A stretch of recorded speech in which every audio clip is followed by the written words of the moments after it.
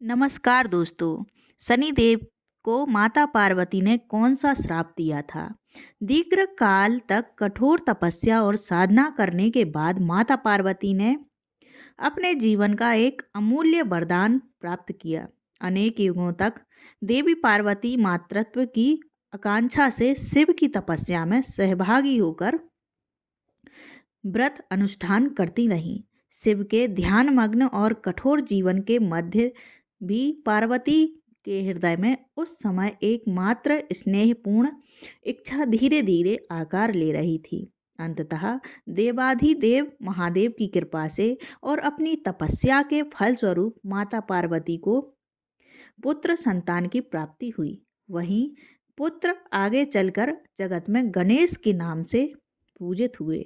पुत्र जन्म के आनंद में कैलाश में एक अद्भुत उत्सव का आरंभ हुआ। शिव और पार्वती दोनों ही उस समय आनंद से अभिभूत हो उठे। देवलोक से लेकर मृत्यु लोक तक यह समाचार फैल गया कि शिव पार्वती के गृह में एक दिव्य शिशु का आगमन हुआ है। पुत्र प्राप्ति के आनंद में देवी पार्वती और महादेव ने बड़े पैमाने पर दान, ध्यान और आनंदोत्सव का आयोजन किया। कैलाश का प्रसाद उस दिन मानो स्वर्ग से भी अधिक उज्जवल प्रतीत हो रहा था। चारों ओर शंखनाद, मृदंग, बीड़ा के स्वर और देवदूतों के कंठ से निकले स्तोत्र गान गूंज रहे थे। देवता एक एक करके शिव पार्वती के गृह में उपस्थित होने लगे। इंद्र, वरुण, अग्नि, वायु, यम, कुबेर सभी ने बालक गणेश के मुख का दर्शन कर उन्हें आशीर्वाद दिया। कोई उन्हें दीर्घायु होने का वर देता, कोई ज्ञान और बुद्धि की कामना करता, तो कोई समस्त विघ्नों के नाश की शक्ति प्रदान करता। देवताओं के आशीर्वाद से बालक गणेश का मुख अलौकिक तेज से प्रकाशित हो उठा। सभी देवताओं के आगमन के पश्चात अंत में शनिदेव कैलाश में उपस्थित हुए, किंतु अन्य देवताओं के समान वे सीधे बालक गणेश को देखने की कोई शीघ्रता नहीं दिखाते। वे प्रसाद के एक कोने में नतमस्तक होकर खड़े रहते हैं। महादेव यह देखकर विस्मित हो जाते हैं। सामान्यतः देवताओं में शनिदेव अपने कर्तव्य के प्रति अत्यंत निष्ठावान माने जाते हैं, किंतु आज उनका यह व्यवहार महादेव के मन में प्रश्न उत्पन्न कर देता है। वे शनिदेव को पास बुलाकर कारण पूछते हैं। महादेव पूछते हैं कि वे इतने समय से गणेश के मुख का दर्शन क्यों नहीं कर रहे। तब शनिदेव विनम्र स्वर में कहते हैं कि महादेव, अनुमति के बिना वे बालक गणेश की ओर देखने का साहस नहीं कर पा रहे हैं। शिव उनके इस उत्तर से और अधिक जिज्ञासु हो जाते हैं और कारण पूछते हैं। तब शनिदेव अपने जीवन के एक गहन दुख की बात शिव को बताते हैं। वे कहते हैं कि अपनी पत्नी के शाप के कारण उन्हें अशुभ दृष्टि प्राप्त हो गई है। उस शाप के प्रभाव से उनकी दृष्टि जहाँ भी पड़ती है वहाँ अनिवार्य रूप से विपत्ति घटित हो जाती है। इसी कारण वे जानबूझकर किसी की ओर सीधे देखने से बचते हैं। विशेष रूप से किसी बालक या नवजात शिशु के विषय में वे अत्यंत सावधान रहते हैं, क्योंकि अनजाने में कहीं कोई अनिष्ट ना हो जाए। इस भय ने उन्हें सदैव घेर रखा है।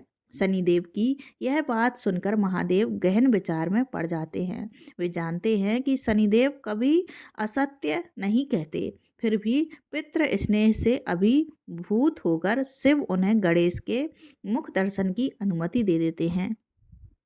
शिव की अनुमति प्राप्त कर शनिदेव धीरे धीरे माता पार्वती के महल की ओर बढ़ते हैं। उस महल में उस समय देवी पार्वती रत्न जटित सिंहासन पर विराजमान हैं। उनकी गोद में नवजात गणेश हैं, जिनके मुख पर अपार शांति और दैवी तेज झलक रहा है। चारों ओर दासियां और देवियां उपस्थित हैं। सभी बालक को देखकर मंत्रमुग्ध हैं। शनिदेव महल में प्रवेश कर सर्वप्रथम माता पार्वती को प्रणाम करते हैं और नतमस्तक होकर खड़े रहते हैं। वे नेत्र उठाकर नहीं देखते। पार्वती यह देखती हैं और मंद मुस्कान के साथ शनिदेव का कुशल क्षेम पूछती हैं। इसके बाद देवी पार्वती सरल स्वर में प्रश्न पूछती हैं कि वे उनके पुत्र के मुख का दर्शन किए बिना सिर झुकाए क्यों खड़े हैं। तब शनिदेव समस्त सत्य बात स्पष्ट रूप से कह देते हैं। वे बताते हैं कि पत्नी के शाप के कारण उनकी दृष्टि में अशुभता निवास करती है और इसी कारण वे किसी की ओर सीधे देखने से भयभीत रहते हैं। विशेषकर देवी पार्वती के पुत्र को कोई क्षति पहुंचे ऐसी आशंका वे कदापि नहीं करना चाहते हैं। शनिदेव की यह बात सुनकर माता पार्वती हंस पड़ती हैं। मातृत्व के गर्व और स्नेह में वे यह मान लेती हैं कि उनका पुत्र देवताओं के आशीर्वाद से सुरक्षित है और कोई भी अशुभ शक्ति उसका कुछ नहीं बिगाड़ सकती। वे पूर्ण विश्वास के साथ शनिदेव से कहती हैं कि वे निसंकोच उनके पुत्र का मुख दर्शन करें, कोई अनिष्ट नहीं होगा। देवी पार्वती की आज्ञा सुनकर शनिदेव गहरे द्वंद्व में पड़ जाते हैं। एक और देवी की आज्ञा का उल्लंघन करना उनके लिए असंभव है, दूसरी ओर अपनी अभिशप्त दृष्टि के कारण अनिष्ट की आशंका उन्हें भीतर से भयभीत कर रही है। मन में अनेक टुकड़ों में विचार घूमने लगते हैं। अंततः वे निर्णय लेते हैं कि देवी की आज्ञा का पालन करेंगे, परंतु पूर्ण सावधानी के साथ, धर्मदेव को साक्षी मानकर और हृदय में भय लिए वे कांपते हुए बाईं आंख से बालक गणेश की ओर देखते हैं। उसी क्षण एक भीषण दुर्घटना घटित हो जाती है। शनिदेव की दृष्टि पड़ते ही बालक का मस्तक शरीर से अलग हो जाता है। क्षण भर में ही गणेश का सिर धड़ से अलग होकर गोलोक की ओर चला जाता है और शरीर माता की गोद में निश्चल रह जाता है। यह दृश्य देखकर माता पार्वती का हृदय विदीर्ण हो जाता है। वे विलाप करती हुई मूर्छित होकर गिर पड़ती हैं। उनकी करुण पुकार से कैलाश कांप उठता है। उसी क्षण शिव सहित सभी देवता वहां दौड़े चले आते हैं। सभी स्तब्ध होकर उस दृश्य के सामने पत्थर की भांति खड़े रह जाते हैं। कोई बोल नहीं पाता, कोई उपाय नहीं सुझा पाता। देवलोक का आनंद पल भर में शोक में परिवर्तित हो जाता है। तभी भगवान विष्णु प्रकट होते हैं। वे परिस्थिति को समझकर शीघ्र निर्णय लेते हैं और आदेश देते हैं कि जो भी प्राणी का सिर पहले प्राप्त हो वही लाकर बालक के शरीर से जोड़ दिया जाए। अंततः एक हाथी का मस्तक लाकर गणेश के शरीर से जोड़ दिया जाता है। विष्णु जी की कृपा और देवताओं की शक्ति से गणेश पुनः जीवित हो उठते हैं। पुत्र के जीवित होने पर माता पार्वती का हृदय शांत होता है। देवता भी राहत की सांस लेते हैं। धीरे धीरे आनंद पुनः लौट आता है, किंतु उसी आनंद के मध्य पार्वती की दृष्टि शनिदेव पर पड़ती है। उन्हें वहां खड़ा देखकर देवी का क्रोध उमड़ पड़ता है। मातृत्व की तीव्र भावना में वे अपने दुख और आक्रोश को संभाल नहीं पाती। अत्यंत क्रोधित होकर वे शनिदेव को विकलांग होने का शाप दे देती हैं। उस शाप के प्रभाव से शनिदेव का शरीर खंज हो जाता है। अपने पुत्र शनिदेव को इस प्रकार शापित देख सूर्यदेव अत्यंत क्रुद्ध हो जाते हैं। वे देवी पार्वती को शाप देने के लिए उद्यत हो जाते हैं। परिस्थिति भयानक रूप लेने से पूर्व ब्रह्मा वहां उपस्थित होकर हस्तक्षेप करते हैं। वे सभी को शांत करते हैं और देवी पार्वती को समझाते हैं कि इस घटना में शनिदेव का कोई दोष नहीं है। वे अतिथि के रूप में आए थे और देवी की आज्ञा तथा शिव की अनुमति से ही बालक की ओर दृष्टि डाली थी।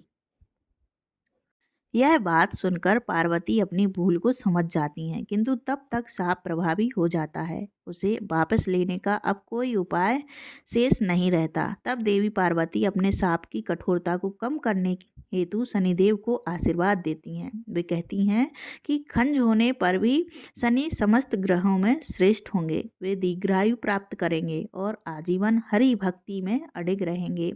माता पार्वती के इस आशीर्वाद से शनिदेव महिमा मंडित होते हैं और ग्रहों के राजा के रूप में पूजित होते हैं। इस कथा का उल्लेख ब्रह्म वैवर्त पुराण में मिलता है, जहां देवताओं के कर्मफल, शाप और आशीर्वाद के गुण अर्थ को सुंदर रूप में प्रस्तुत किया जाता है। तो दोस्तों, आपको यह वीडियो कैसी लगी कृपया कमेंट करके ज़रूर बताएं। वीडियो पसंद आया हो तो लाइक करें, चैनल को सब्सक्राइब करना ना भूलें। धन्यवाद। जय श्री कृष्णा।